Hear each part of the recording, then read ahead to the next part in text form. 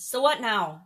I told you that I dropped dead and I woke up in the hospital and I had a not very ladylike question come bursting out of my mouth. So what happened next? Because obviously I'm sitting here talking to you today, so I didn't die, it didn't stick. I like to say it didn't stick because I wasn't ready to go yet. And that's the story for another day. But what the heck did I do? What happened next? Well, the first thing I started doing once I got out of the hospital, I stayed actually at my parents' house. They were heading back to their Florida house for the winter. So they allowed me to just go ahead and stay at their house. They stayed at their house and they took care of me because it was close to town where I had to go for cardiac rehab. And it just made it logistically more sensible. And there were a lot of things in my life that I knew needed to change. Obviously, work was going well and I was working. So finances and work I had down pat, but pretty much every other area of my life was totally out of control. My relationship was out of control with my husband. My health was obviously totally out of control. And, my physical well-being was out of control. My mental well-being was assuredly out of control as part of the physical being out of control. And then just the situation that I'd just been through. And I started looking for answers. I couldn't drive or go anywhere. So I spent the next 6 months really diving in and studying and trying to figure out what the heck happened to me and why it happened to me. And I'm not going to bore you with all the details of all the woo-woo things that I studied and found out, but it was really incredibly enlightening, incredibly educational, and really interesting. And it opened me up to things that I had never even considered possible before. And I had to start making massive changes in all the areas of my life because part of my research led me to discover that the vast majority of people that have a sudden cardiac arrest die within 3 to 6 years of that event, unless they make massive lifestyle changes. So I started making massive lifestyle changes. The first area I started making lifestyle changes in was, of course, my health, because that was obviously the biggest, most burning, urgent thing and stop sign in my life. So I started eating right, taking care of myself, really paying attention to what I was eating, because before I didn't really eat. I lived pretty much on jalapeno chips and diet pop. And that wasn't very healthy. And I would not eat all day long because I was running. And then at night, right before I went to bed, I would eat something, which again, isn't really very healthy. I mean, we know these things. I knew these things. I knew them. I knew not ever exercising was bad for me. I knew not eating all day long was bad for me. Yet I made excuses and I did other things and I set other priorities above myself and my health and well-being. So the first area I had to attack was my health. And, I did cardiac rehab and all the things I had to do. And then I set a goal that I was going to, I looked for people that were healthy because I wanted to make sure I wasn't dead in 3 to 6 years.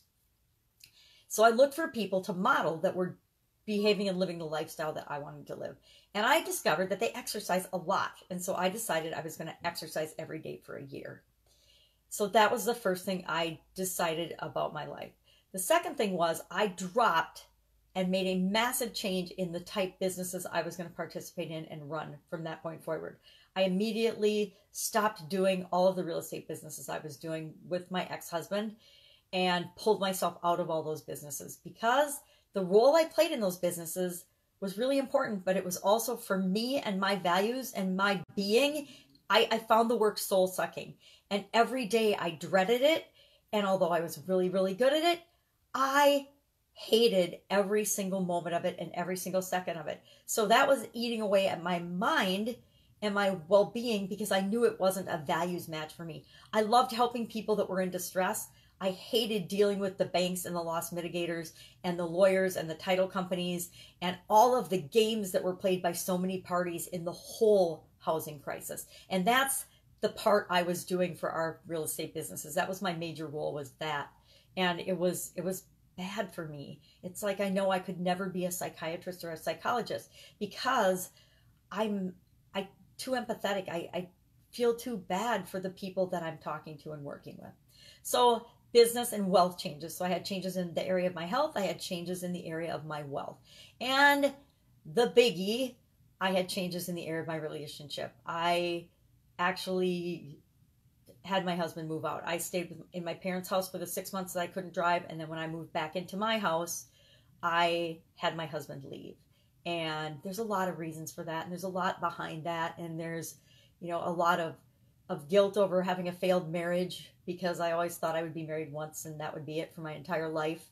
But that's not the way things always work out. And that's not because of us and who we are. Sometimes it's because of the choices that another person makes. So health, wealth, and relationships, I was making massive changes in them all. And what I discovered was that not everybody wanted to see me change in a lot of areas. The ex-husband didn't want me to stop doing real estate. The ex-husband didn't want me to kick him out of the house necessarily. My health didn't necessarily want to exercise every day or eat right or, give up coffee and diet pop and things.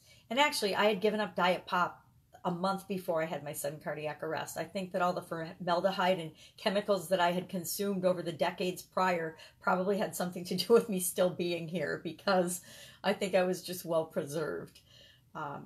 So health, wealth, and relationships, all those areas of my life took massive changes and massive hits. And the biggest shock to me was that everybody that was close to me didn't want to see me succeed in any or all of those areas. And I realized that it was up to me 100% to know that I was capable of choosing and creating the life that I wanted, no matter what anybody else thought or anybody else told me. Remember when I told everybody that I was going to exercise every day for a year? No, come on. These are my friends and family. They know me. They know that I hadn't really done any on-purpose exercise since college and since my kids were born. So it had been 17 years at that point. And so most of them had seen me and known me for 17 years of not doing anything. And they're like, yeah, you're not going to do anything. Because even when we went on family vacations and things, I would stay back and cook and do stuff and get ready for things. Well, Brian, my ex-husband, and the kids would go do the active hiking and stuff. And I would do some of it. But if I had a way to get out of it, I would find a way to get out of it. And I would read and work on things that I was interested in while I had a little bit of free time, and then cook meals and things, or do laundry or whatever. But that was the biggest aha to me, was that people that we love and care about don't necessarily understand when we change and grow. So tomorrow, I am going to tell you what happened as I went through that transition, because I'm through that transition now, and where I am now and why I'm doing what I'm doing now, because that's, of course, part of the story. Go out, make it a fantastic day, and I will, of course, be with you tomorrow.